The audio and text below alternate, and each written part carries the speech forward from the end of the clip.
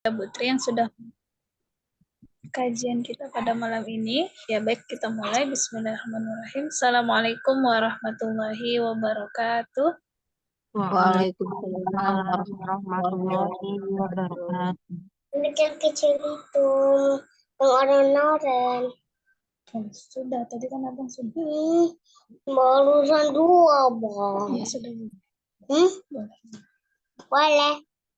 Hah? Boleh. Ya. Alhamdulillahirabbil alamin. Assalatu wassalamu ala asrofil anbiya'i wal mursalin. Imamil muttaqin wa ala alihi wa sahbihi ajmain. Rabbi shrah li sadri wa yassir li amri wa hlul 'uqdatam min lisani yafqahu qawli birahmatika ya arhamar rahimin.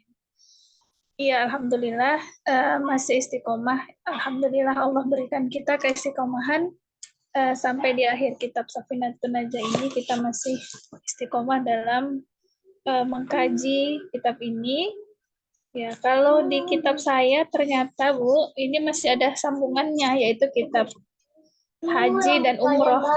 Saya lupa ya, kalau di kitab yang punya ibu-ibu ini cuma sampai di puasa saja ya. Tapi di kitab saya itu haji dan ya, makanya saya pikir kemarin, oh berarti ini saya lupa mengecek yang di kitab yang ada terjemahnya punya ibu-ibu ya. Ya, tapi tidak apa-apa, saya bacakan saja, nanti ibu-ibu boleh mencatatnya saja, karena terkait haji dan umroh ini juga adalah perkara rukun Islam yang kelima ya. Ya, jadi nanti saya tambah sedikit. Nanti kalau sudah selesai haji dan umroh, baru kita bisa melakukan ujian. Nah, ujiannya tentu tidak malam ini. Saya rencananya di malam Kamis depan ya terakhir. Dan ujiannya semampu ibu-ibu. Tapi memang tidak boleh melihat buku, begitu semampunya. Nanti soalnya pilihan ganda, ada 10, isian ada 10. Jadi saya nanti bacakan soalnya, ibu-ibu harus on cam semua, saya lihat, baru ibu kerjakan di kertas, misalnya jawab nomor 1 jawabannya A, gitu. Nomor 2 jawabannya B, tidak apa-apa mengulang masa-masa sekolah ya, kalau nggak begini kita nggak mengulang masa-masa sekolah. Karena saya mengikuti kajian ini pun ada ujiannya, artinya biar apa namanya ya Bu ya, kalau anak saya ujian, kitab Goribnya metode Umi itu dia harus menghafal ya, sanad itu memang harus dihafal. Hafalnya itu hafal mati lagi kan ya. Nah, kisi-kisinya semua yang kita bahas Bu ya, dari yang awal sampai yang akhir. Ini matan loh Bu, matan tuh udah ringkasan, udah garis besar, mau apa lagi yang dikasih ringkasannya. Inilah ringkasannya, sudah ringkasan. Namanya ini kitab matan ya Bu ya. Makanya tipis dan dia singkat, padat gitu. Kalau mau kitab tebal-tebal, itu baru nanti saya kasih kisi-kisinya. Itu namanya kitab saroh ya. Tapi insya Allah tidak mengurangi keistiqomahan ibu-ibu. Nanti saya beri waktu bertanya apa saja yang terkait dari pertama sampai terakhir terkait rukun iman dan rukun Islamnya sebenarnya kitab ini Bu yang udah kita bahas sebetulnya dari sejak kita SD kan ya. Jadi ini hanya memberikan pemahaman ibu-ibu pahamnya sejauh mana. Gak apa-apa ya Bu ya, minggu depan nanti kita coba. Nanti saya ulang dari awal sedikit, kira-kira yang masuk ujian yang mana gitu ya. Tapi insya Allah bisa lah ibu-ibu, kalau ibu-ibu mengamati, ibu-ibu memahami ya, insya Allah pertanyaannya itu bisa. Karena di kelas saya yang offline ya, yang di rumah Quran ini, ibu-ibu juga kelas umahat, ada yang nilainya 100, Bu. Nggak ada yang salah, ada. Nah, jadi saya harap ibu-ibu di kelas online bisa dapat nilai 100 juga. Ya, baik ya Bu ya, kita buka dulu. Oh, sebentar Bu ya, sebentar.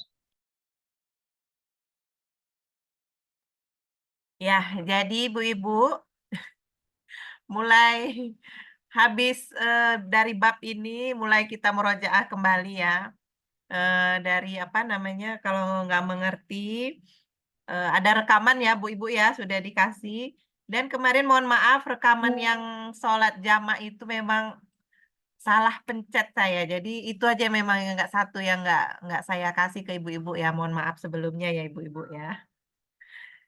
Ya jadi berusahalah kita Bu untuk mendapatkan nilai 100.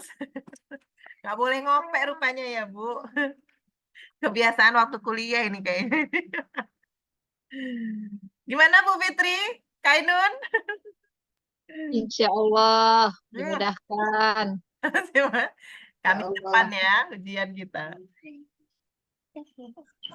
Ya, baik Ada Ibu. ujian hidup banyak. Oh, sudah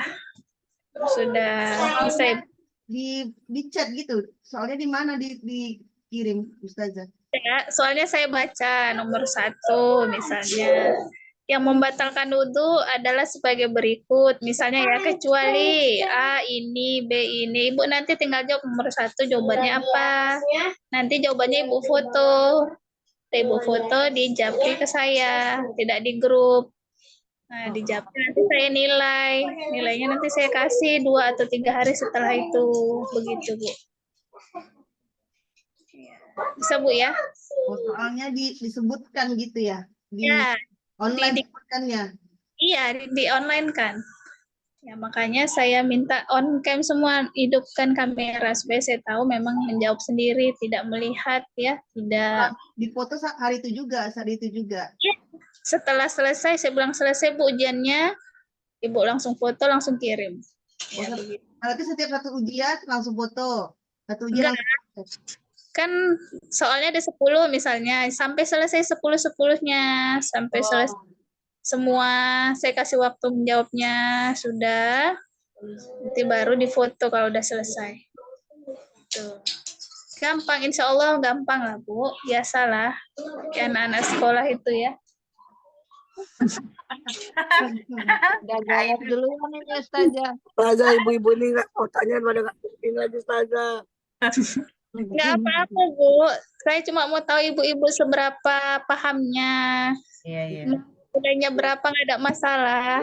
Bukan harus nilai 100 juga enggak. Tapi sejauh mana? Oh, berarti kalau belum nilainya begini berarti belum paham 100%. Begitu saja udah. Untuk mengukur ya, mengukur diri saya juga dalam menyampaikannya, kira-kira Ibu memahami atau tidak. Nah, ini juga mengukur diri Ibu, kira-kira aku memahami atau tidak, begitu. Ya, Ada mas- Pilihan diingatkan berganda ya Ustazah. semua. Pilihan Kenapa? berganda. Soalnya pilihan berganda semua gitu. Pilihan berganda ada 10. Udah saya buat soalnya. Ini Kapan dikerjakan Ustazah? Esainya nggak ada, uraian nggak ada. ada isian dan uraian ada. Aduh, jangan ditambah lah Bu Ainun. Nanya.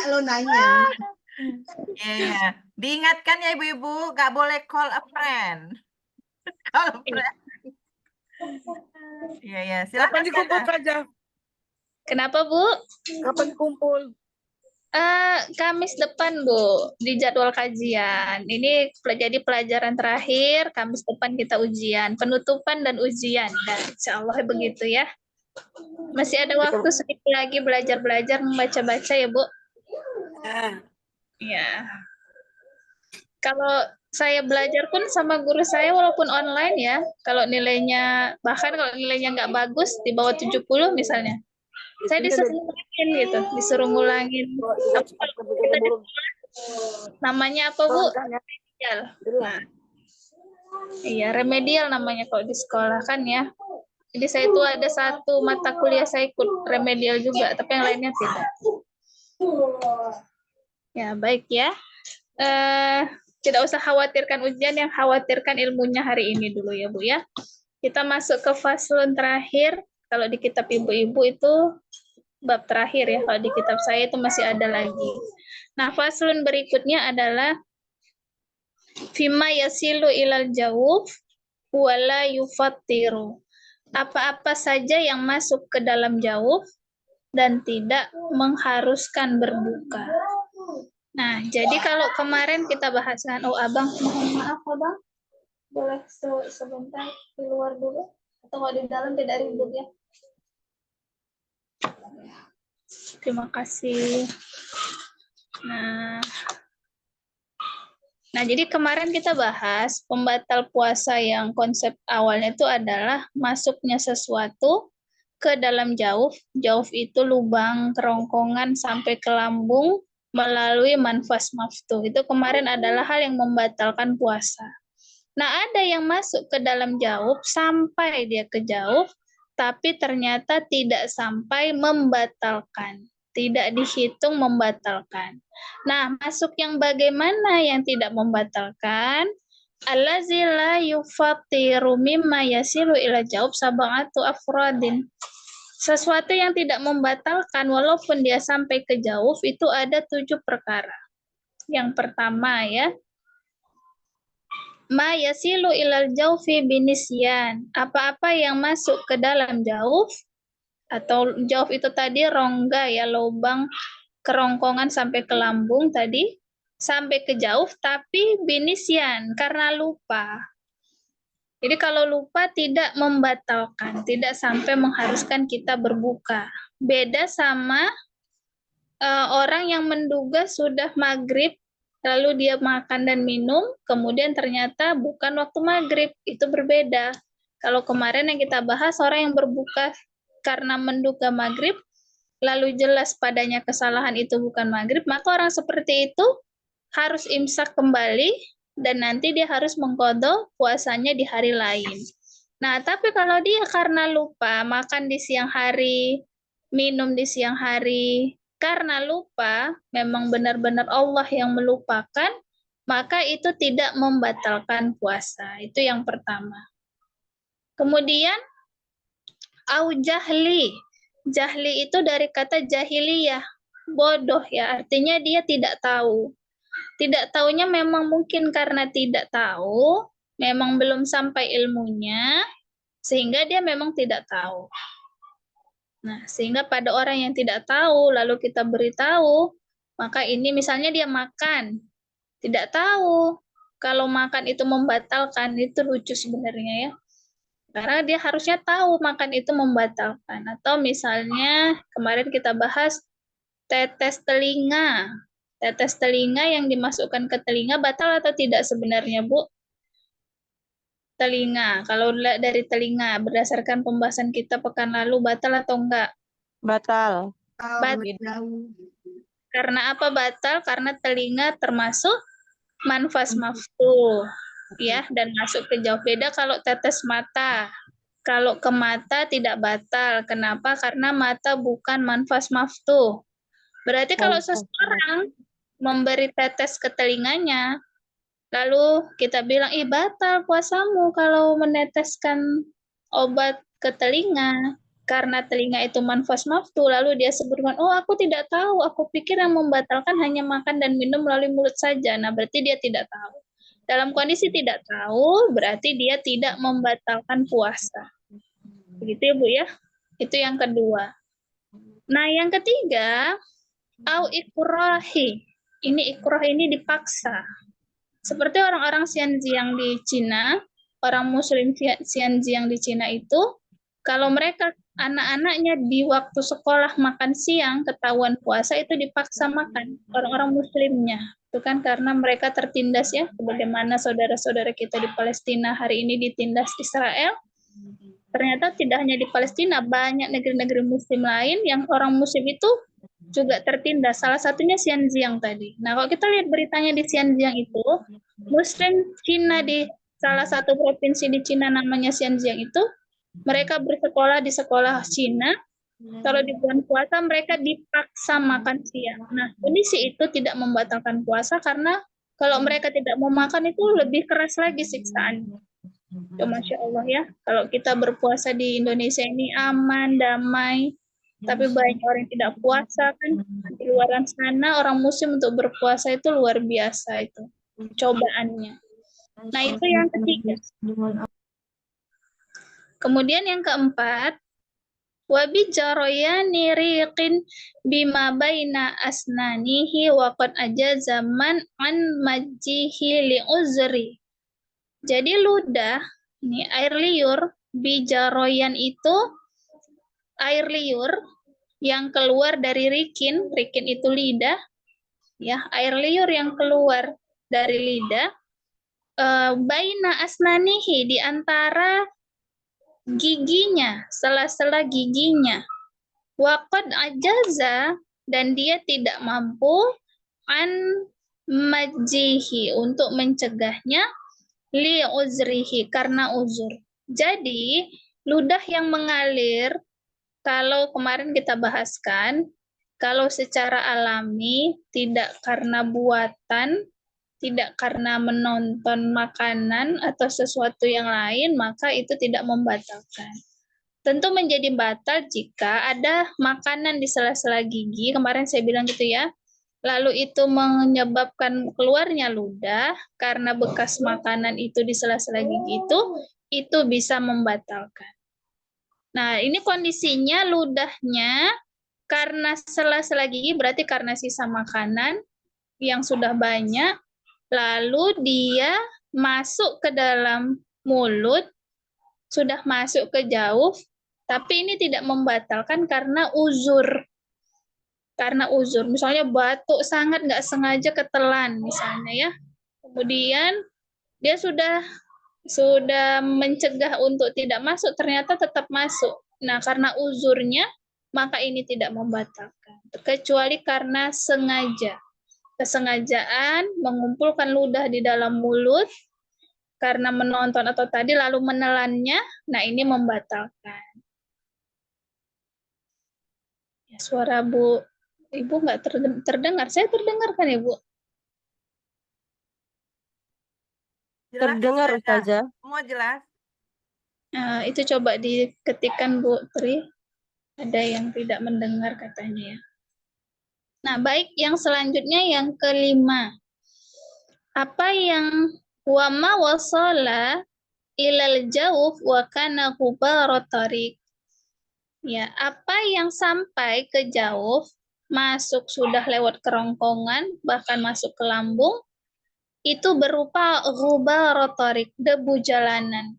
Jadi debu jalanan tidak membatalkan puasa, walaupun masuk dan terasa ya. Namanya debu itu ada rasa ya. Biasanya ada rasa.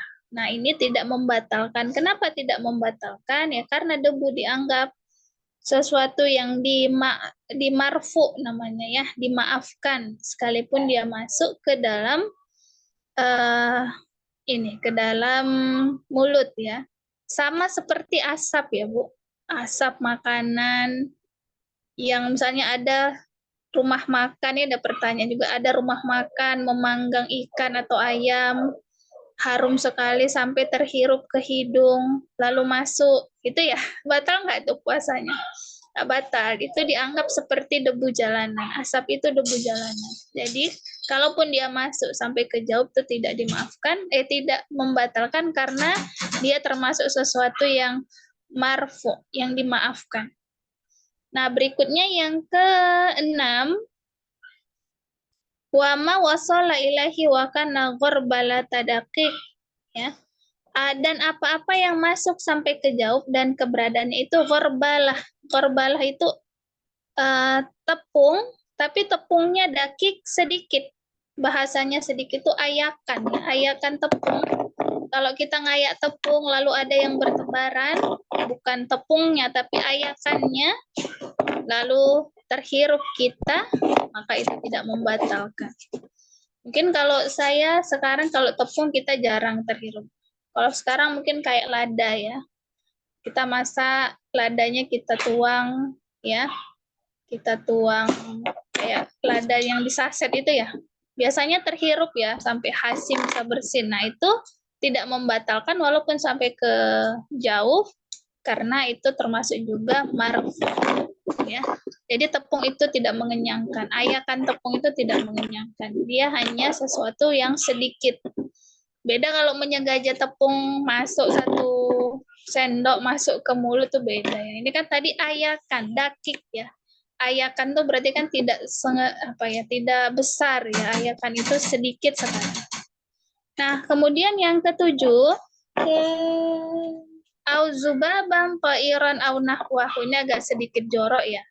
Masuknya lalat, zubaban itu lalat yang terbang atau sejenisnya.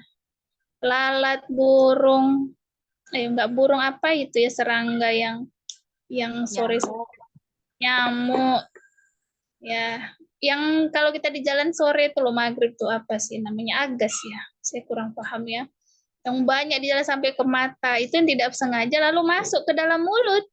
Nah, itu tidak membatalkan. Ini berdasarkan pendapatnya ini ya, Salim bin Samir Al-Hadrami ini.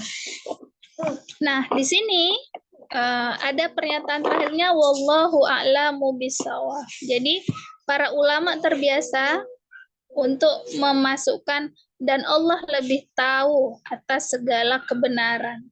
Jadi tetaplah pembahasan fikih itu ranahnya memang boleh berbeda pendapat. Artinya kalau kita belajar Syafi'i begini, bisa jadi pendapat ini benar menurut kita, tapi salah menurut orang lain. Karena dia punya pendapat yang berbeda. Nah, maka kita dalam belajar fikih ini tidak boleh mengklaim pendapat kita yang paling benar dan pendapat orang lain salah. Karena apa? Karena Allah lah yang paling tahu ya kebenarannya. Itu ya, Bu ya. Nah, kemudian di sini ditutup dengan sebuah doa. Ya, nas'alullahul karim bijahin nabiyihil wasim an yukhrijani minat dunya musliman wa walidayya wa hibbai wa man ilayya imtama wa an yaghfirali wa lahum muqahimatin wa lamama wa sallallahu ala sayyidina Muhammadin ibni Abdullah bin Abdul Muttalib bin Hashim bin Abdi Manaf Rasulullahi ila kafatil khalqi Rasulil malahim Habibillahil fatihil khatim wa alihi wa sahbihi azmain walhamdulillahi rabbil alamin.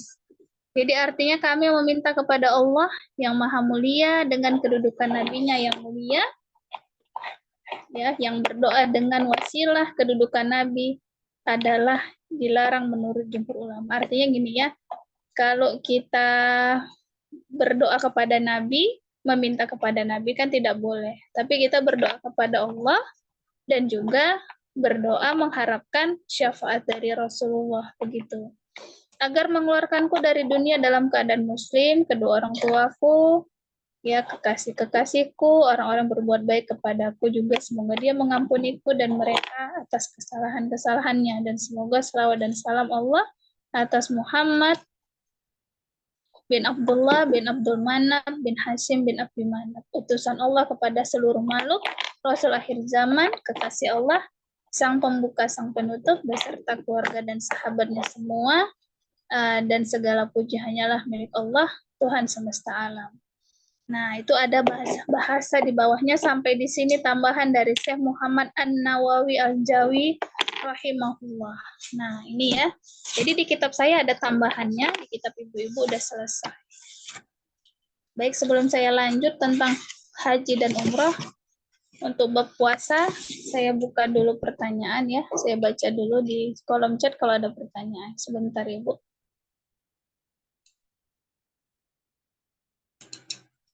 Nah, rokok ya. Kalau rokok gimana? Kalau rokok membatalkan karena dia bukan perkara yang dimarfu.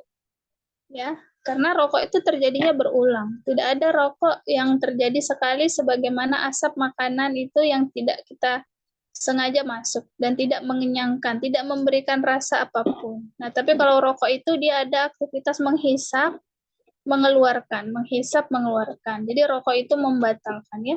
Kalau sebagian orang berpandangan, cuman mau puasa tahan lapar tapi nggak tahan merokok, ya memang harus ditahan. Karena rokok itu kan masuknya ke jauh ya, ke mulut. Beda sama asap tadi ya, Bu. Kecuali kita yang tidak merokok lalu terhirup asap rokok. Itu tidak membatalkan. Asap rokok itu dianggap seperti debu jalanan tadi. Tapi kalau kita yang merokok, atau suami yang merokok, maka itu membatalkan puasa karena sampai ke jauh dan melalui manfas maftuh. Ya, demikian Bu ya jawabannya, Bu. Siapa nih? Bu Ainun.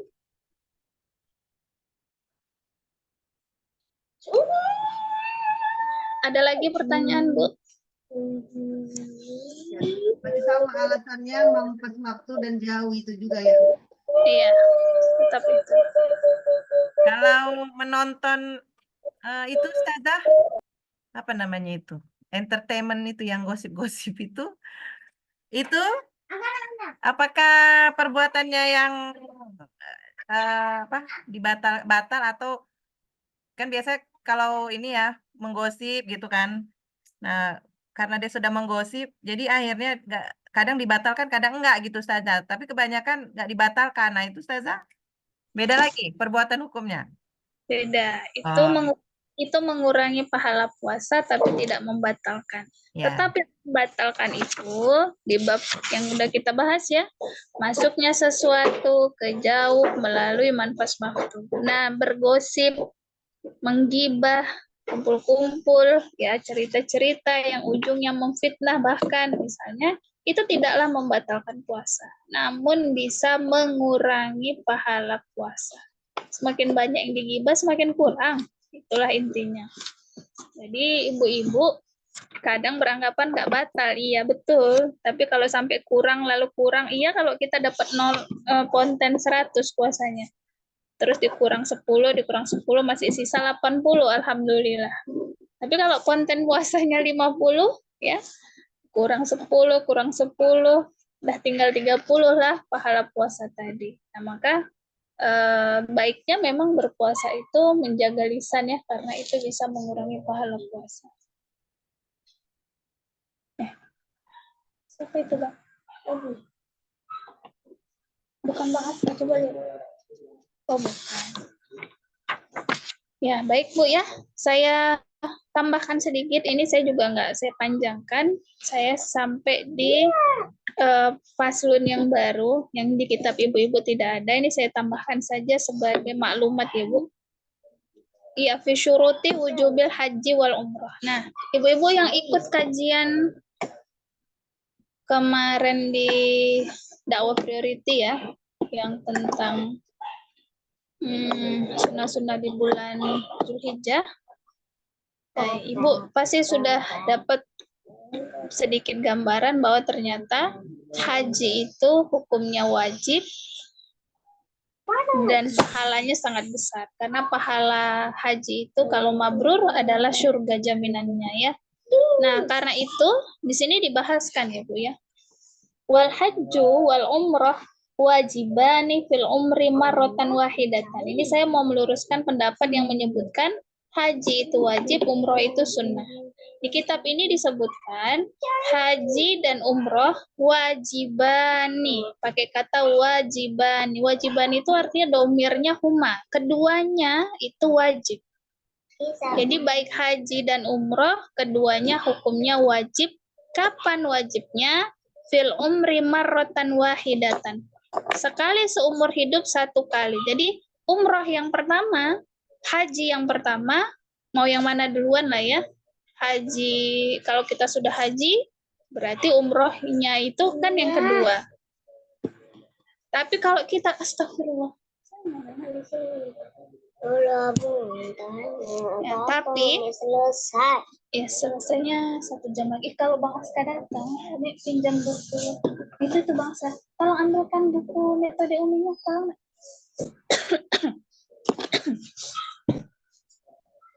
Nah, jadi mana tadi? Keduanya baik haji dan umroh, yang pertama sekali itu hukumnya wajib. Jadi kalau kita misalnya belum pergi haji, lalu kita umroh yang pertama, maka itu disamakan hukumnya dengan wajib, bukan sunnah. Nah, umroh itu dihukumi sunnah adalah umroh yang kedua. Jadi bagi saya, misalnya saya belum haji, umroh saya yang pertama nanti, misalnya, berarti itu hukumnya dinilai wajib.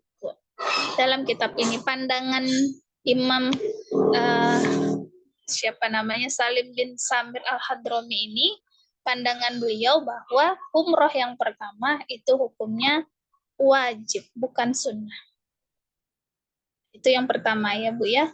Kemudian, wala yajibani illa ala muslim. Tidak ada pembebanan kewajiban haji dan umroh kecuali atas muslim. hurran, merdeka, mukallifin, mukallaf, mustati'in. Iya, kasih sama Mbak, bilang ini dipinjamkan. Mukallaf, mustatiin, mampu, ma'imkanil masir, yaitu mampu untuk melakukan perjalanan, wa takhliyatit tariq, dan mampu untuk sampai memenuhi kebutuhan di perjalanan. Nah, jadi hukumnya sama-sama wajib. Baik ya. Kemudian fi arkanil haji wal umrah. Rukun haji dan umrah. Yang pertama adalah ihram. Jadi ihram itu adalah kondisi orang yang berhaji dengan memakai pakaian ihram. Bagi laki-laki pakaian ihram itu adalah pakaian yang tidak berjahit ya. Bagi perempuan boleh memakai pakaian yang berjahit. Nah, ihram itu dimulai dari kalau kita dari mana ini sekarang? Kalau kita dari Madinah ke Mekah, maka ada mikotnya berbeda. Kalau kita langsung ke Mekah, mikotnya juga berbeda. Jadi Mekah itu atau Ka'bah itu di tengah-tengah, lalu di seputarannya itu dikelilingi bukit ya. Dari bukit yang mana itu tergantung kita datangnya dari arah mana. Nah, mungkin kalau kita karena ini hanya penjelasan, tidak juga saya bisa jelaskan mikot yang keberapa kita meniatkan. Jadi umroh dan haji itu termasuk rukun ya. Berniat haji dan umroh itu dimulai dari mikot tadi. Dan di mikot itulah kita memakai pakaian ihram. Jadi tidak sah umroh dan haji kalau belum berniat haji umroh di mikot itu. Nah, makanya kalau yang memahami ya mikot ini, kalau dia terbang ke Madinah dulu, pakaian ihram tidak harus ada di tas bagasi gitu ya, di kabin ya. Tapi kalau dia langsung dari Mekah, nah dari Indonesia langsung ke Mekah, itu harus menyediakan pakaian ihram tidak di bagasi, tapi langsung sudah memakai pakaian ihram ketika sampai di mikot. Nah, nanti kalau ibu-ibu punya travel atau pembimbingnya, maka itu dia sudah tahu kita dari mikot yang mana. Nah, saya pun belum tahu karena saya belum pernah ke sana juga. Ini tahu teorinya saja dulu ya. Baik ya. Untuk ini.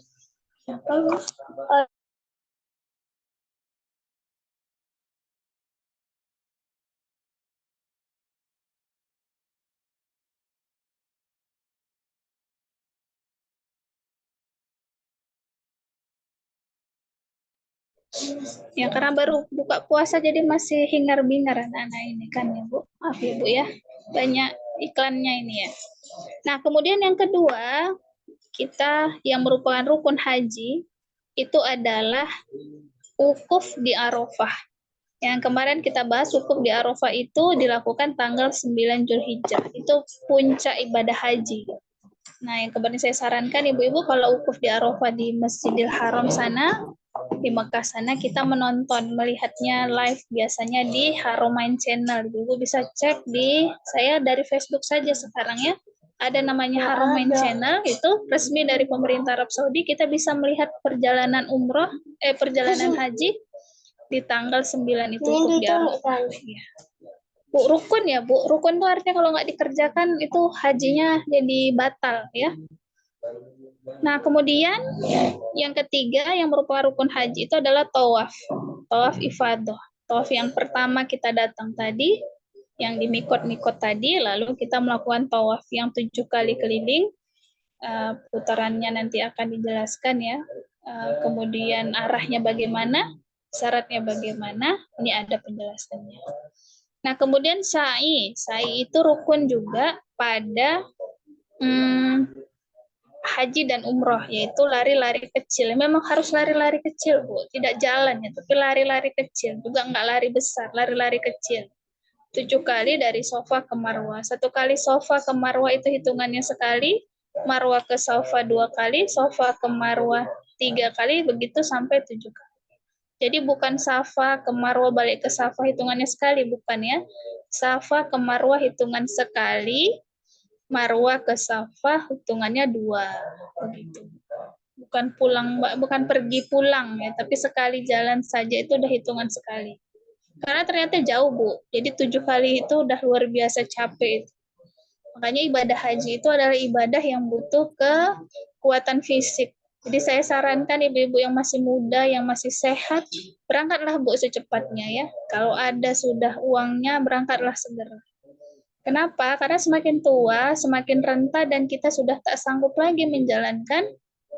Bayangkanlah nenek-nenek berlari dari Safa ke Marwah 7 kali, itu bagaimana rasanya kan ya? Maka sedari muda ya masih sehat, disinilah kita sebenarnya usia maksimal bisa mengerjakan ibadah umroh. Nah, kemudian yang merupakan rukun adalah wal halqu awit taksir, yang mencukur atau memendekkan rambut. Bagi laki-laki kalau bisa mencukur habis, bagi perempuan sekedar memendekkan ya. Memotong sedikit dari rambutnya sebagai tanda berakhirnya ibadah haji atau umroh. Nah, kemudian tertib dalam mu'zamil arkan, dalam rukun-rukun yang besar. Nah, wal arkanul umroh arkanul haji illa wukuf. Rukun-rukun umroh sama seperti rukun haji kecuali wukuf. Nah, di sini dijelaskan wajib haji. Kita belajar saja ya. Nanti teorinya insya Allah kita terapkan kalau kita ada dipanggil Allah ya. Wajib haji itu ada 7. Yang pertama ihram dari mikot yang tadi saya jelaskan. Yang kedua mabit di Musdalifah.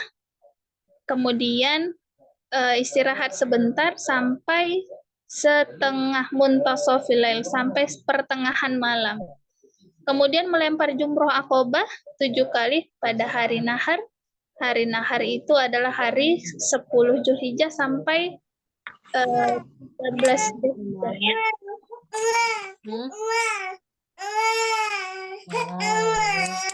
Kemudian Romyul Jamarat melempar jumroh 3 kali pada 3 hari tasyrik.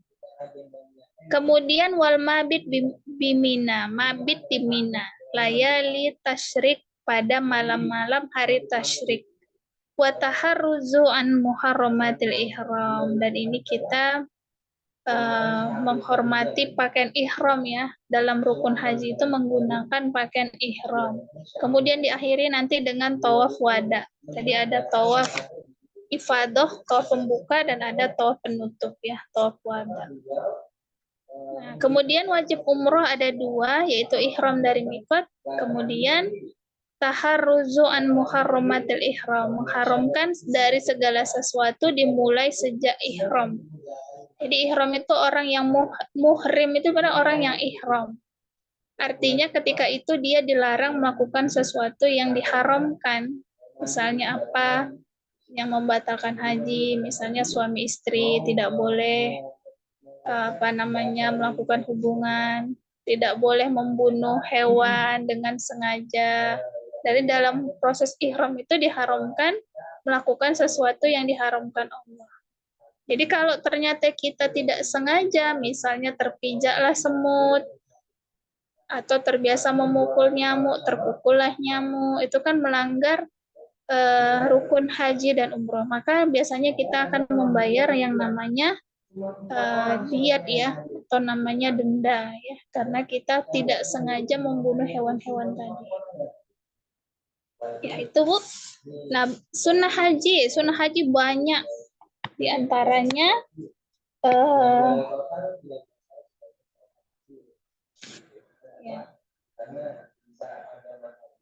ini dengan mengucapkan kalimat talbiyah terus-menerus atau memperbanyak mengucapkan kalimat talbiyah.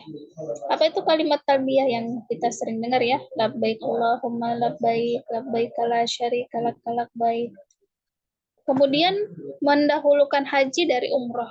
Kemudian ada tawaf, kemudian sholat 2 rakaat pada tawaf, kemudian memakai pakaian yang berwarna putih ya, abyadha ini. Keduanya adalah berwarna putih. Ya, baik, ini kalau bahas terusnya ada mikot az-zamani lil umroh. Ya, bagi haji ada kemudian tidak saya jelaskan semua ya, saya cuma sampai di situ ya, wajib dan sunnah pada ibadah haji. Ini udah selesai di kitab ini tentang haji dan umroh. Insya Allah nanti kalau sudah Kalau sudah sudah Ibu mau berangkat, belajar lagi lebih banyak di manasik haji dan umroh, insya Allah lebih paham. Saya jawab dulu beberapa pertanyaan Ibu ya. Untuk puasa Daud, apakah apabila ada undangan pesta atau syukuran puasa dibatalkan? Oh, jadi kalau kita berpuasa wajib, puasa yang hukumnya wajib, ketika kita bertamu lalu ditawarkan minum, kita tidak dianjurkan berbuka karena itu puasa wajib. Tapi kalau kita berpuasa sunnah, baik itu Daud, Senin Kamis atau puasa apa saja, ya itu kita boleh, bahkan dianjurkan untuk berbuka. Kenapa? Karena itu menghormati tuan rumah yang sudah menyediakan. Nah, terkecuali kita sudah biasa bertamu, kecuali yang punya rumah sudah tahu kita berpuasa, nah itu tidak masalah. Ya. Jadi kalau saya puasa wajib itu puasa apa? Puasa Ramadan, puasa qadha, ya, puasa mengganti.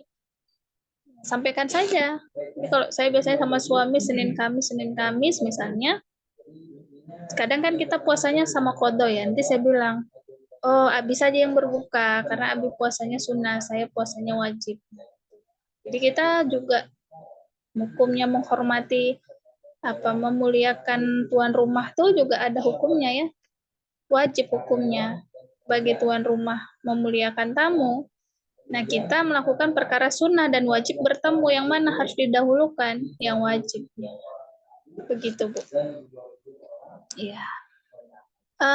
Berikutnya pertanyaannya, berdosakah bila saya tak ikhlas mendaftar haji secara resmi karena ingin pergi haji sendiri dan alhamdulillah sudah dapat jalannya? Ya.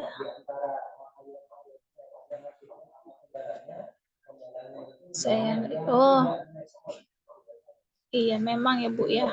Haji sekarang itu banyak subhatnya, mulai dari berhubungan dengan bank ya, memunculkan riba.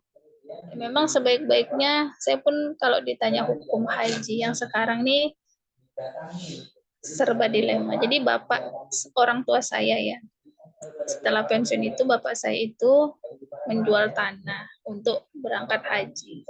Sudahlah diberangkat.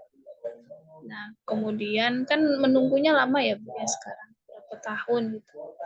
Sudahlah berjalan, kemudian bapak saya bilang, Bapak mau umroh sajalah.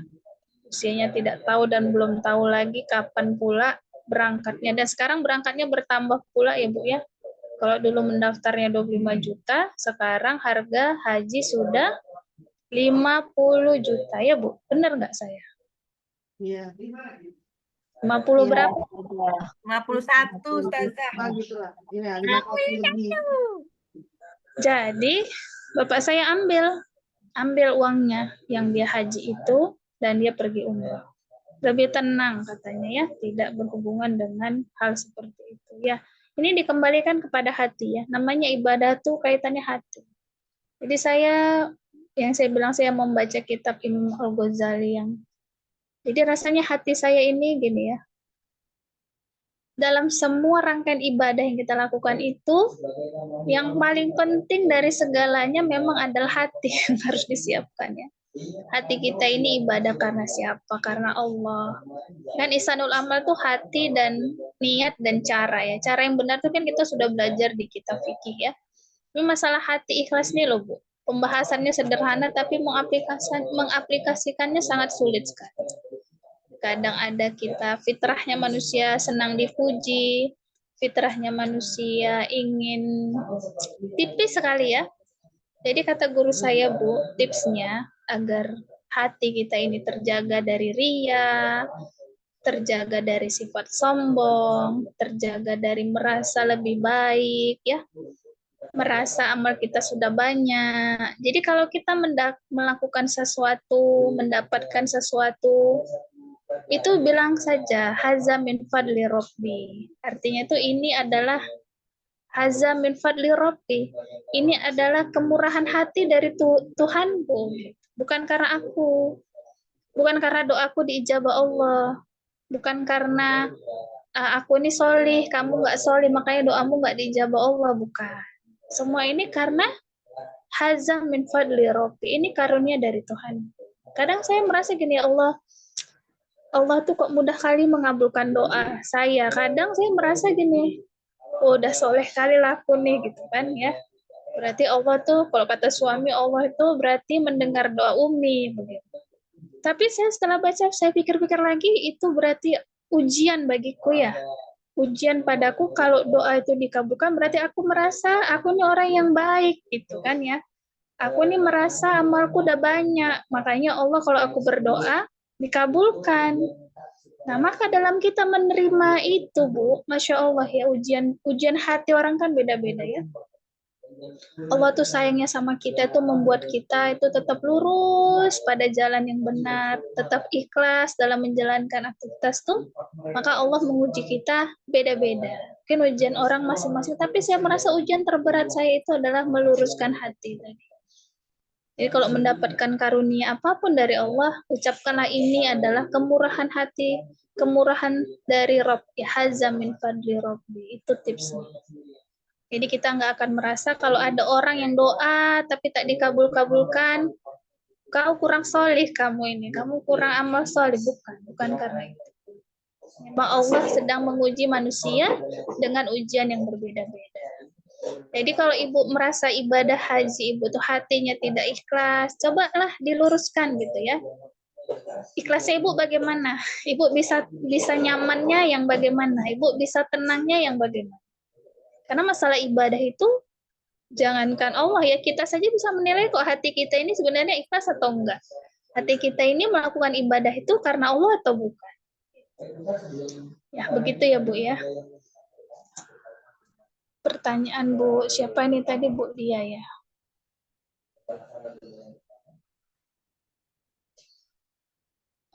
Ibu kalau haji sendiri tidak boleh ya Bu Lia. Kenapa tidak boleh? Karena kita perempuan dalam perjalanan haji dan umroh. Nah ini ya Bu. Oh bukan dari pemerintah. Ya silahkan boleh. Saya kira Ibu mau haji sendiri, pergi sendiri, nggak sama suami, nggak boleh ya. Dalam perjalanan haji itu harus bersama suami. Harus ada mahram Bu. Sebenarnya orang-orang yang nggak pergi sama mahram, yang sama perempuan itu, coba Ibu lihat ininya ya. Apa namanya Bu, harus membayar mahram kalau dia nggak membawa mahram gitu kan. Coba dilihat di travel tuh, kalau dia nggak punya mahram dia membayar mahram ya, artinya pemerintah Arab Saudi juga sudah mengeluarkan sebuah aturan kalau mau umroh atau haji itu bersama mahram. Tapi travel kita ini banyak yang nakal ya, aturan itu bisa dibayar gitu dengan membuat surat pernyataan bahwa dia walaupun tidak bersama mahram, membadalkan mahram itu tidak boleh sebetulnya di dalam haji dan umrah. Nah, begitu Bu. Ini pertanyaan berikutnya, hukum minum obat penunda haid.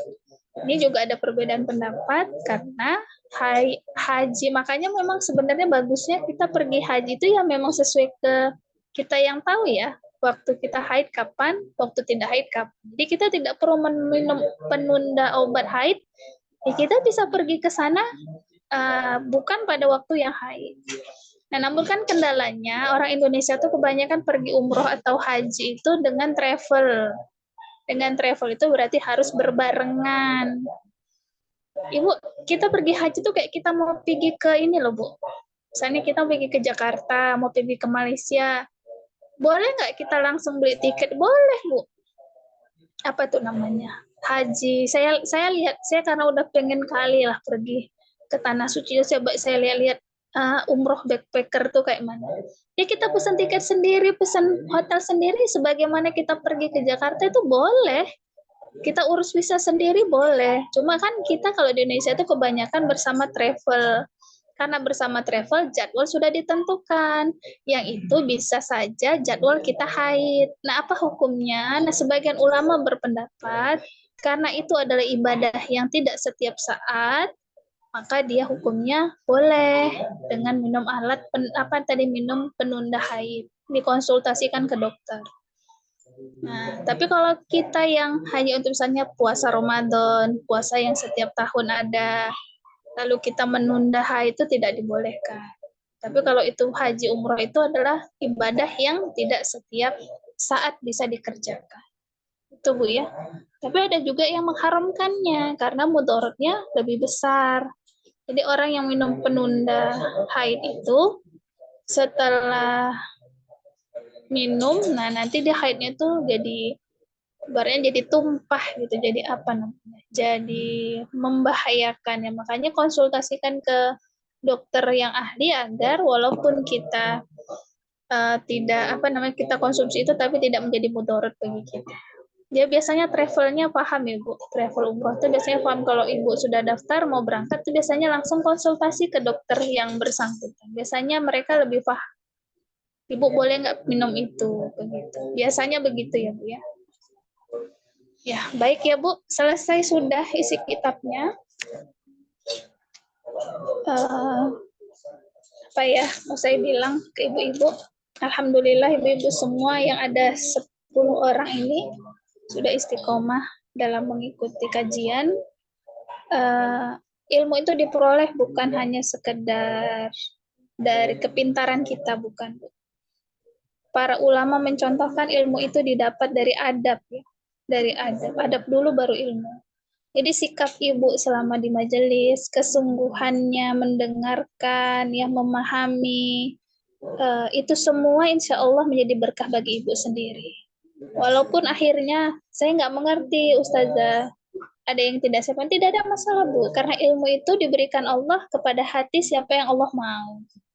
Bukan karena kita pintar, bukan. Tapi karena Allah yang memberikan itu kepada hati ibu. Maka berdoalah kepada Allah, ya Allah aku mohonkan ya berikan aku kebaikan dengan pahamnya aku terhadap ilmu yang kupelajari.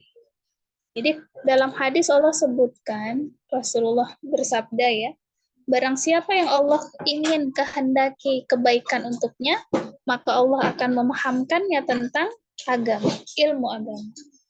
Jadi kalau ibu mau paham tentang ilmu-ilmu yang kita pelajari, mau lengket, mau nempel, insya Allah bisa menjadi pencerah bagi orang lain. Itu mohonnya bukan dengan membaca kitabnya bolak-balik. Ya itu adalah salah satu cara. Tapi yang lebih utama adalah berdoalah pada Allah agar Allah memberikan ilmu itu ke dalam hati kita. Ilmu itu seperti air ya Bu. Air itu mengalir dari tempat yang tinggi ke tempat yang rendah. Jadi ilmu itu akan mengalir kepada orang yang hatinya mau tunduk kepada Allah. Kalau hatinya belum mau tunduk, berarti ilmu itu mengalir dari yang rendah ke yang tinggi itu nggak akan mungkin, gitu ya. Seperti air, bagaimana caranya dia mengalir dari tempat yang rendah ke yang tinggi nggak mungkin. Ilmu itu mengalirnya dari tempat yang tinggi menuju tempat yang rendah. Maka siapkan hati ibu untuk merendah kepada Allah agar ilmu itu bisa dialirkan di hati ibu-ibu semua. Itu kata-kata penutupnya ya Bu ya. Mudah-mudahan sama-sama kita memperbaiki niat hati kita, meluruskannya, agar apa yang Allah berikan karunia kepada kita ini tidak membuat kita menjadi orang yang sombong ya, tapi membuat kita menjadi orang yang lebih ikhlas lagi, yang lebih baik lagi. Baik Bu, sebelum saya akhiri, ini kayaknya Bu Eka mau bertanya ya. Iya Ustazah. Ya, Ini kan ada ini kan ada pengalaman pribadi nih Ustazah. Izin share ya Ustazah. Saya ingin tahu pendapat Ustazah sih seperti apa gitu. Nah, saya kan di tahun 2019 Ustazah. Alhamdulillah itu sudah umroh. Nah, umrohnya ini nih karena dapat hadiah Ustazah, dapat door prize gitu. Nah, terus waktu saya berangkat umroh itu saya masih ada tanggungan Ustazah. Tanggungan itu ya waktu itu emang saya belum tahu sih Ustazah. Belum tahu segala sesuatu masalah tentang riba, seperti itu belum tahu. Nah, di saat itu, di saat umroh itu saya masih meninggalkan tapi tetap dibayar Ustazah. Meninggalkan masih berhutang gitu sama bank gitu kan. Terus nah itu tuh bagaimana ya Ustazah hukumnya gitu? Kalau emang tadi apa umroh yang pertama itu wajib, terus seumpama itu umrohnya itu tidak berlaku atau bagaimana, terus sebagai saya itu seharusnya bagaimana gitu Ustazah? Mungkin seperti itu aja Ustazah pertanyaannya. Iya, Syukron Ustazah. ya, Afwan, Bu. Saya coba jawab ya, Bu ya. Nah, kalau umroh tadi yang pertama hukumnya wajib. Membayar utang juga adalah wajib ya. Kalau pada saat itu Ibu tidak paham karena ketidaktahuan, jangankan masalah haji dan umroh, tadi masalah puasa ya, sudah masuk sesuatu ke jauh, tapi karena tidak tahu itu tidak membatalkan. Artinya apa yang sudah ibu kerjakan di umroh yang pertama itu tidak membatalkan, tidak akan terhapus insya Allah kalau ibu meluruskan kembali niat mengerjakan ibadah waktu itu karena Allah, begitu ya. Jadi Bu, ternyata ilmu ikhlas itu atau niat ikhlas karena Allah itu bukan hanya ketika ibadah. Misalnya kayak Ibu tadi ketika umroh. Bukan, tapi menjaga niat ikhlas itu sampai setelah umrohnya. Jadi kalau bahasa guru saya itu ada 3 ya. Sebelum beramal niatnya diluruskan, ketika beramal niatnya diluruskan, dan yang paling penting menjaga keikhlasan itu setelah amal itu dikerjakan. Masih terjaga nggak keikhlasan hatinya? Nah, jadi kalau ibu insya Allah sudah menjalankan itu, kembalikan kepada Allah, terima ya Allah apa yang sudah kukerjakan pada saat itu, dengan segala kekurangannya yang aku tidak paham, yang sekarang aku sudah paham, aku berniat melunasi hutangnya, ya, tanpa riba, itu ya, kita kerjakan. Dan kalau memang Allah berkehendak setelah lunas hutang ibu bisa berangkat lagi, kan hukumnya menjadi sunnah umroh yang kedua. Umroh yang pertama kan wajib. Kalaupun ibu mau berangkat lagi, berarti lunasi dulu hutangnya, karena melunasi hutang wajib baru bisa mengerjakan perkara yang sunnah. Itu jawaban saya, Bu ya. Wallahu a'lam bishawab. Menurut saya begitu. Ya, gimana Bu Eka? Iya Ustazah, syukron. Terus ini Ustazah, kita itu kalau dilihat dari mabrurnya itu dari apa ya Ustazah? Maksudnya Ya. apakah dari tingkah laku kita ataukah dari apa gitu Ustazah? Ya, mabrur itu artinya kan haji yang berkah ya, mabrur ya, abror. Orang-orang yang selalu berbuat baik itu namanya abror. Jadi apa ciri-cirinya kita itu hajinya mabrur? Ini masalah mabrur ini masalah hati ya Bu ya. Allah yang tahu juga, yang menerima amal ibadah kita itu Allah. Jadi kalau Ibu tanya sama saya juga nggak tahu. Tapi ciri-cirinya adalah orang yang melakukan ibadah itu mabrur, berkah, itu kayak yang saya sebutkan dulu Bu. Orang itu ziyadatul khair. Ziyadatul khair itu apa? Bertambah-tambahnya kebaikan setelah mengerjakan satu perkara. Jadi haji mabrur atau orang yang umroh mabrur itu bukan berarti nggak punya salah, bukan. Nggak pernah bermaksiat lagi, bukan. Tapi dia ziyadatul khair, bertambah kebaikan. Dengan ujian Allah, dengan kemaksiatan yang dia lakukan, dia ingin berubah lebih baik, terus lebih baik. Itu ya, Bu ya. Jadi kalau dia mabrur atau tidak, itu urusan Allah. Tapi dari sisi kita, yang menilai apakah Allah mau menerima atau tidak haji kita, lihat diri kita nih. Kita ini udah semakin ziyadatul khair atau tidak, bertambah-tambah kebaikan atau tidak. Gitu. Nah, Ustazah, syukron. Iya, afwan Bu. Nah, ini mau bertanya Bu Fitri. Assalamualaikum Ustazah. Bu. Ini ada teman mau berangkat haji. Jadi waktu daftar haji itu belum paham tentang mahram. Jadi begitu paham tentang mahram, tibalah saatnya dia berangkat haji. Akhirnya dia berangkat tanpa mahram. Bagaimana hukumnya Ustazah? Karena kan daftar hajinya sudah dari jauh-jauh hari. Kebetulan seharusnya berangkatnya tahun depan, rupanya dipercepat tahun ini. Akhirnya dia berangkat tanpa mahram. Bagaimana hukumnya saja? Udah berangkat, udah berangkat ini. Sudah berangkat saja. Seharusnya bertanyanya sebelum berangkat ya, supaya ini ada Sudah saya cerita. jelaskan. Kalau bisa ditunda dulu Bu, karena Ibu berangkat tanpa mahram kan gitu kan. Kan kalau ditunda bisa, tapi dia bilang mana kemarin saya lupa juga kemarin. Tapi itulah yang saya jelaskan, jangan berangkat dulu, kalau bisa ditunda. Daftarkan itulah mahramnya, nanti berangkat sama mahramnya, saya bilang gitu. Kebetulan suami beliau udah nggak ada memang saja. Mahramnya anaknya lah gitu. Ya baik Bu, ini perbedaan pendapat ulama juga, tapi yang paling kuat itu adalah pendapat yang mengharuskan mahram pada haji dan umroh. Itu yang saya ambil juga. Tapi ada juga ulama yang memang membolehkan mahram itu berjamaah. Misalnya dia perempuan bersama jamaah perempuan. Ada sih ulama yang membolehkan. Jadi dia boleh saja memakai pendapat itu. Tapi kalau saya yang ditanya, saya memakai pendapat yang harus bersama mahram. Nah, tadi maksud saya, ada kisah ini, di Binjai ini saya ketemukan tuh dokter gigi, itu yang saya kontak ya Bu ya. Jadi beliau itu harusnya berangkat tahun berapa gitu. Ternyata Bu, cerita beliau ini, jadi dalam Indonesia itu kan kalau di Depak itu, Kemenak lah ya, itu mencarter pesawat. Jadi dia dalam satu kloter misalnya 250 orang atau 300 orang satu persatu, saya kurang paham ya.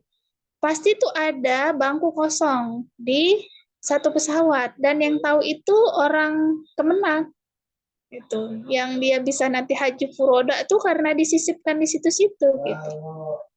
Nah, jadi beliau mau berangkat tuh harusnya beda-beda sama suaminya. Suaminya tahun berapa, dia tahun berapa. Tapi karena dia paham itu, tahu itu, dia datangin Kemenak itu di kantor Kemenak di Medan lah ya. Terus dia mungkin punya link segala macam, akhirnya bisa berangkat sama suaminya, padahal suaminya masih di apa. Tapi kita udah siap semua, kata beliau tuh mengajari saya gitu ya. Tapi beliau udah siap, misalnya siap visa, siap paspor. Jadi kalaupun suaminya berangkat, dia bisa berangkat langsung. Padahal itu bukan jatah dia berangkat. Nah, maksud saya tadi kalau seandainya ibu yang mau berangkat tidak punya mahram, dia ingin berangkat dengan mahram, alasan itu bisa kita sampaikan ke Kemenaknya agar memberikan jatah kepada mahram kita biar bisa berangkat. Itu sebenarnya bisa juga.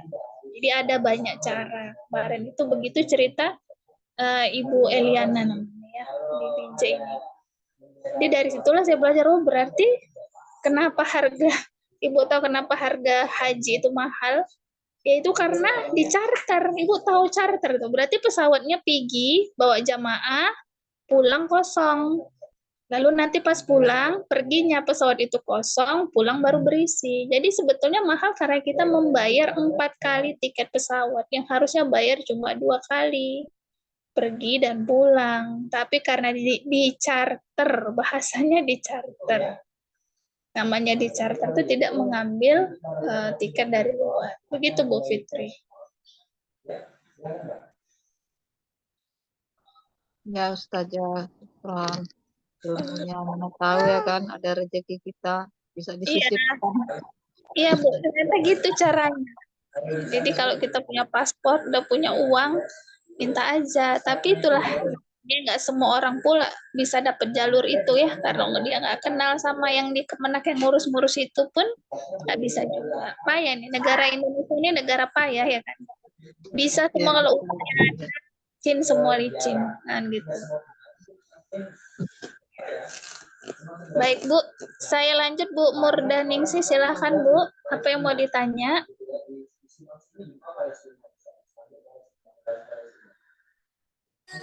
Ya Ustazah, mau nanya Ustazah. Silahkan Bu. Rinkan Ustazah.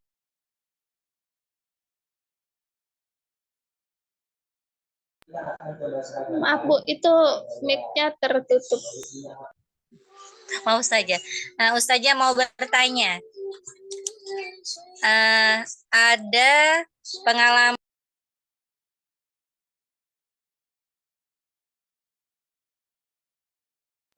Tertutup lagi, Bu.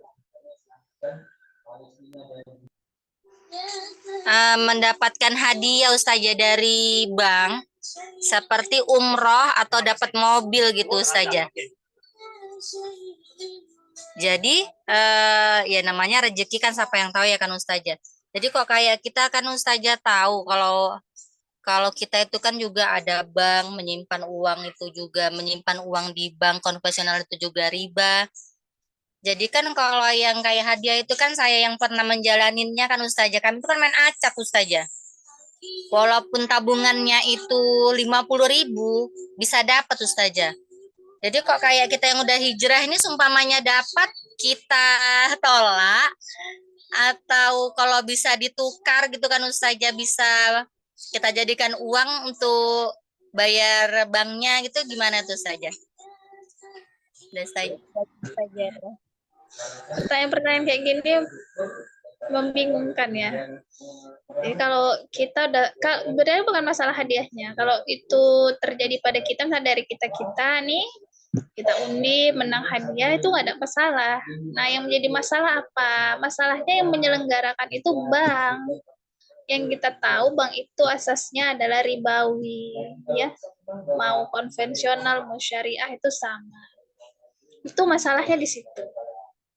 Jadi karena yang melakukannya ini bank lah, makanya itu menjadi membingungkan, ya, membingungkan bagi kita. Artinya kan dia bisa mendapat undian itu kalau dia berkaitan dengan bank. Kalau saya yang nggak berkaitan dengan bank itu, ada kemungkinan dapat hadiah nggak kan? Nggak mungkin. Berarti artinya kita menyetujui asas ribawi si bank tadi, sehingga kita mau menerima hadiah bentuk ridho. Kalau bahasanya Imam Al-Ghazali itu berarti kita ridho dengan atau kita setuju dengan bentuk bank yang ribawi itu. Sebenarnya hukum asalnya hadiah itu boleh. Bahkan kalau kita ditanya misalnya ya, saya menerima hadiah dari orang pemabuk misalnya. Apakah saya boleh menerimanya? Boleh. Menerimanya boleh. Namun kita tahu hadiah itu berasal dari mana. Misalnya bapak saya, misalnya bapak ada yang bertanya, bapak saya itu kalau dapat uang-uang yang haram-haram, dia belikan tanah yang dibawanya ke rumah untuk makan kami yang halal. Ada tuh cerita ya ibu-ibu ya. Jadi cemana itu sekarang bapaknya udah meninggal, menjadi harta waris. Cemana itu dia tahu itu berasal dari harta haram. Bingung kan? Membingungkan ya. Jadi jawabannya itu memang kembali ke hati lah. Kalau ibu memang mau ambil silahkan, karena pun secara hukum fikihnya menerima hadiah itu boleh. Nah, tapi masalahnya kita tahu itu berasal dari mana. Nah, itu ibarat, Bu, suami wajib menafkahi istri. Sehingga istri berhak menerima nafkah. Tapi kita tahu masalahnya nafkah itu berasal dari apa, Bu? Suami yang berjudi misalnya. Tahu kita. Kita ambil atau enggak? Secara fikih boleh kita ambil. Kenapa? Yang penting kita berhak menerima nafkah. Benar, secara fikih, bahasan fikih itu ya harus boleh-boleh, tidak boleh, tidak boleh. Tapi kita tahu masalahnya. Jadi saya kok jadi istrinya tahu, saya tidak mau ambil itu. Walaupun secara fikih boleh. Kalau ditanya bolehnya, boleh. Karena kita berhak menerima nafkah. Gitu, Bu. Tapi karena saya tahu itu dari mana, saya tidak mau menerima. Jadi harus ditanya dulu, nafkah ini halal, baru saya terima. Begitu. Paham nggak maksudnya, Bu, yang saya jelaskan ini? Nah, kalau secara hati Ibu berat, tidak usah diterima. Kayaknya putus-putus. Ya, Bu. Nah, begitu Bu Murda, bagaimana? Nah, ya Ustazah, berarti ya tanda kutip ya kan Ustazah, karena kita tahu itu di jalur riba, ya kita ikhlaskan aja ya kan Ustazah, secara baik-baik, saya tidak mau menerimanya gitu ya. Iya. Tapi kalau Ibu terima atau orang ada yang menerimanya, saya juga tidak menyalahkan ya. Karena itu masalah hati, kembali ke hati masing-masing. Begitu. Karena Kembali. hadiahnya tadi pun juga kan Ustazah diambil dari keuntungan-keuntungan ribawi tadi ya Ustazah. Berarti Iya. kalaupun kita uang kita lunaskan ke hutang kita pun nggak boleh juga berarti ya kan Ustazah? Sepertinya enggak ya kan Gimana? Ustazah? Gimana tadi saya Kan umpamanya gini, dijadikan uang gitu saja, tukarkan aja jadi uang, semuanya mobil gitu kan. Nah, saya tukar jadi uang aja deh gitu kan. Udah gitu utang kita tadi kita lunaskan ke bank, sisa utang riba kita tadi. Nggak boleh ya kan Ustazah? makanya tadi Bu, itu pertanyaan yang membingungkan kan ya. Oke Itu Ustazah. kan yang lebih membahas tentang riba, udah sering ikut kajian tentang riba ini kan lebih paham dari saya ya. Mungkin pendapatnya ada terkait yang begini-begini gimana Bu? Bu Tri lah ini, mungkin ilmunya lebih. Tri. Coba kita tanya tuh saran Ya. Bu Tri. Nanti mungkin di sesi saya japri aja seperti biasa Ustazah, karena Bu Murda ini juga salah satu binaan kami. Ya Bu Oke Tri. ya Bu Murda. Ya Bu Tri. Oke. Syukran Ustazah. Iya baik Bu. Bu Eka ini mau bertanya lagi atau sudah tadi ya? Sudah selesai ya? Mau bertanya lagi, tapi kayaknya menyimpang dari tema lagi, Ustazah, masalah riba-riba. Kan saya belum paham tuh, Ustazah. Makanya bingung juga tadi penjelasan, oh ternyata nyimpen uang di bank itu nggak boleh ya, Ustazah? Oh, Ibu belum paham ya? Gimana Bu? Belum, Ustazah. Mau dijelaskan di sini atau nanti? Kalau ada itunya, boleh lah, Ustazah. Ya, mungkin nanti Bu Eka boleh bergabung di binaan kami ya. Insya Allah akan dilakukan batch 2 untuk secara Zoom. Karena batch 1-nya sudah ada. Sudah lagi pembinaan mereka. Insya Allah nanti diundang ya Bu Eka ya. Ya, terima kasih. Ya. Syukron. Lanjut Ustazah. Iya, terkait riba itu intinya Bu, Allah menghalalkan jual beli, mengharamkan riba. Itu intinya. Penjelasan detailnya tuh panjang ya. Karena akan ribawi itu banyak, barang ribawi ada banyak. Kemudian aktivitas ribawi juga ada. Jadi saya tuh kalau mengisi juga mungkin nanti bisa lah ya. Tentang muamalah ribawi itu juga perlu kita tahu ya. Tanya tukar emas, ya macam lah Bu, banyak. Nah itu nggak bisa dijelaskan di satu tema seperti ini. Dia harus ada tempat khusus ya Bu Tri ya.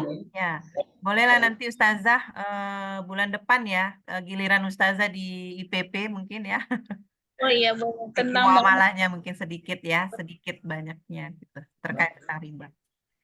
Oke, Ya. ada lagi Ustazah gimana? Ya itu sudah saya akhiri tadi terkait haji umroh. Ini sebenarnya sudah selesai. Saya kembalikan ke ibu-ibu mau bagaimana. Ini kan waktunya masih ada, tapi ini kajiannya udah selesai. Jadi saya kembalikan. Mau kita bahas apa lagi atau kita cukupkan? Kita belajar untuk minggu depan kita ujian. Ya, saya mau bertanya Ustazah, ini terkait sujud sahwi kemarin saya kurang ini ya. Teknisnya gitu Ustazah, teknis sujud sahwi itu. Nah, teknisnya itu apakah teknisnya itu setelah gimana Ustazah ya? Coba boleh di murojaah lagi saya maksudnya apakah kan setelah salam kemudian berapa kali sujud gitu. Nah, mungkin kawan-kawan juga mungkin perlu juga ini ya di murojaah. Nah, kadang lupa gitu. Ya boleh Ustazah? Ya, sujud sahwi itu disebabkan karena 4 hal. Bukan karena tertinggalnya rukun. Yang pertama karena tertinggalnya sunnah abad. Kita udah bahas sunnah abad itu mana saja. Sudah paham ya. Kemudian kita menyengaja melakukan sesuatu yang membatalkan. Tapi kalau karena lupa tidak batal. Kemudian memindahkan rukun kauli tempatnya kepada yang lain. Kemudian melakukan rukun fi'li dengan kemungkinan bertambah. Itu karena misalnya lupa rakaat berapa. Nah, hal-hal seperti itu mengharuskan, mensunnahkan kita sujud. Sujud sahwi itu sendiri hukumnya sunnah. Artinya kalau kita kerjakan boleh, tidak dikerjakan juga tidak ada masalah, ya. Tapi namanya sunnah, baiknya kita kerjakan. Bagaimana mengerjakannya? Ya sama, setelah selesai 4 rakaat sholat misalnya ya, kita sudah salam, at-tahiyatul dan sudah belum salam. Baca at-tahiyatul sampai fil alamina innaka hamidum majid. Itu kan tinggal salam ya. Jangan salam dulu, kita sujud. Di sujud bagaimana? Sujud seperti biasa. Yang dibaca subhanallah 3 kali. Lengkapnya ada. Subhanallah la yanamu. Maha suci Allah yang tidak pernah lupa dan tidak pernah tidur. Itu ya. 3 kali. Setelah itu duduk kembali. Sebagaimana tadi duduk tasyahud. Akhir. Setelah duduk ngapain? Langsung salam. Salam kanan, salam kiri. Itu kalau kita sholat sendirian. Kalau kita sholat berjamaah dengan imam, maka sujud sahwinya tergantung pada imam. Kalau imam sujud sahwi kita ikut, kalau imam tidak sujud sahwi, tidak boleh sujud sahwi. Jadi kalau si imam sudah salam, kok nggak sujud sahwi si imam ini? Awak sujud sendirilah. Orang tadi lupa kok misalnya. Nggak boleh, karena itu berjamaah. Karena pun hukum sujud sahwi itu sendiri sunnah, bukan rukun. Maka kalau imam tidak sujud sahwi, kita tidak perlu sujud sahwi. Begitu. Ya, Ustazah, ini ada pertanyaan di kolom chat, Ustazah. Oh iya. Bolehkah kita kurban pakai uang zakat? Oh. Nah, kalau zakat itu kan wajib, Bu. Wajib diambil dari harta yang memenuhi 2 kalau zakat. Apa itu? Sampai nisabnya dan sampai haulnya. Yaitu ya, udah kita bahas waktu zakat harta. Nah, zakat itu sudah ditentukan bagaimana mengambilnya dan kemana harus dikeluarkan. Jadi kalau zakat itu peruntukannya dalam Al-Quran hanya untuk 8 asnaf. Siapa 8 asnaf itu? Sama kayak zakat fitrah, Ibu udah tahu mungkin ya, fakir, miskin, mu'alaf, gharim, ibnu sabil, fisabilillah. Satu lagi apa itu? Apa satu lagi? Ya, baik, apa namanya? Amil, badan amil. Nah, itu 8 asnaf. Jadi tidak boleh harta zakat diberikan untuk masjid. Pembangunan masjid saja tidak boleh. Dia kalau zakat hanya untuk 8 asnaf. Gitu, Bu.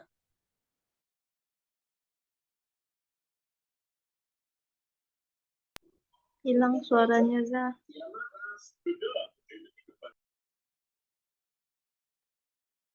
Oh, terlempar sepertinya Ustazah kita. Oh iya, keluar ini Ustazahnya.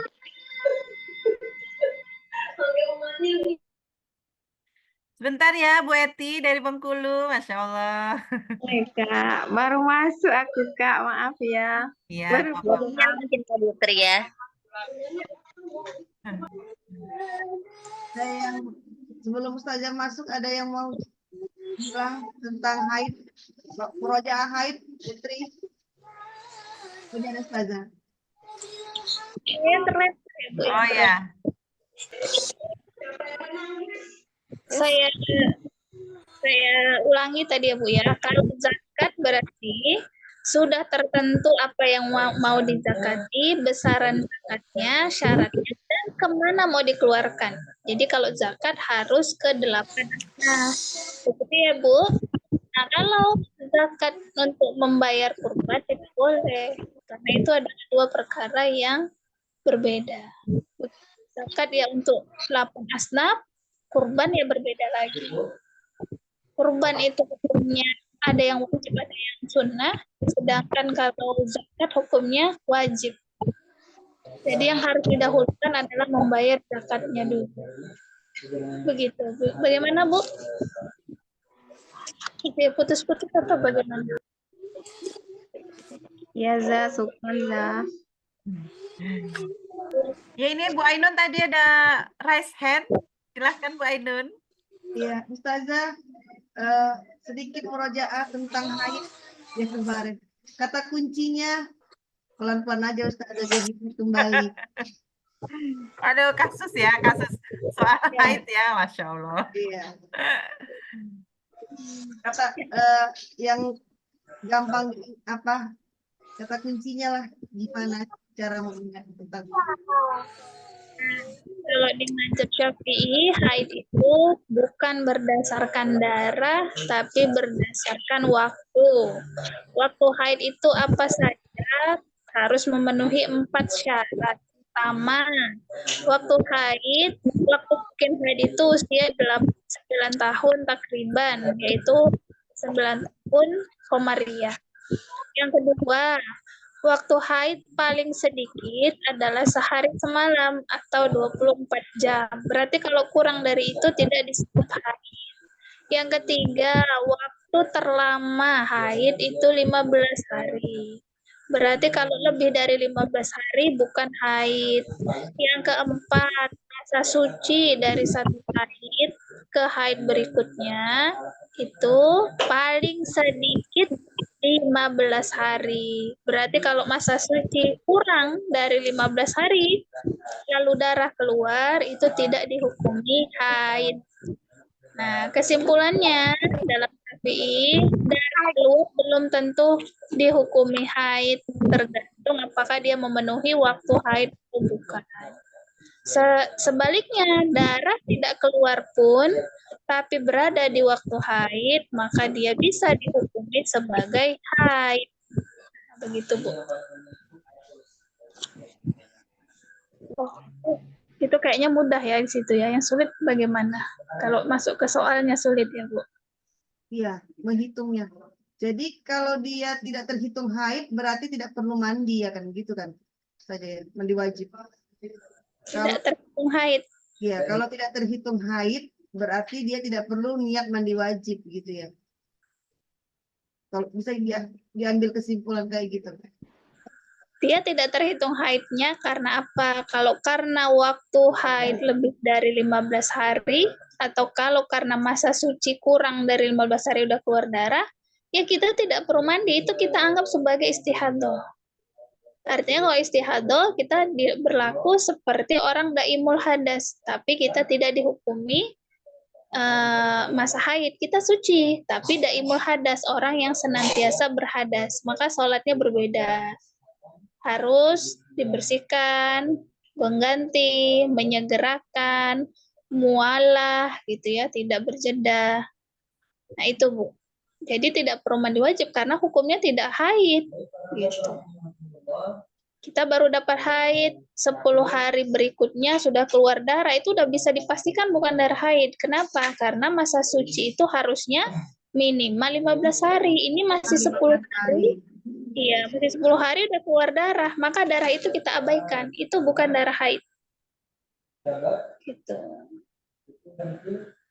Keluar darah misalnya tanggal 10, hari ke-10 udah keluar darah, harusnya 15 baru keluar darah. Terus keluar darah selama 10 hari, dari 10 itu 11, 12, 13, 14, 15, 16, 17, sampai 20. Maka yang mana yang kita hukumi haid?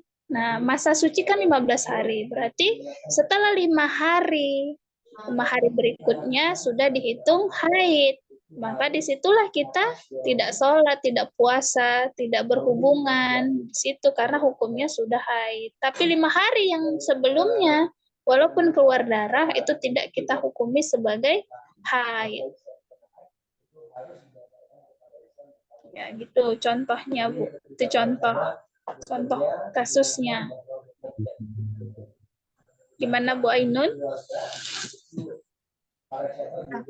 Semoga Allah mudahkan. Amin.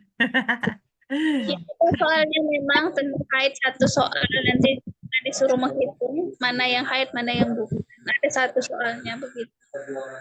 Satu soal ya Ustazah ya. Satu. Tentang haid ada. Udah dapat kisi-kisi soal. Ya, dapat satu. Iya. Ibu-ibu murojaah ya, kan ada rekamannya. Nah, kalau ada rekamannya aman, Bu. Ustazah, izin bertanya lagi, Ustazah. Ya Bu, nggak siap-siap lah ini pun nanya terus Bu. Ya itulah. Mengenai haid, Ustazah. Mau nyambung juga. Ya. Nah, jadi kan kebetulan terjadi pada saudara saya, Ustazah. Suaminya itu jauh, Ustazah. Jadi kebetulan dia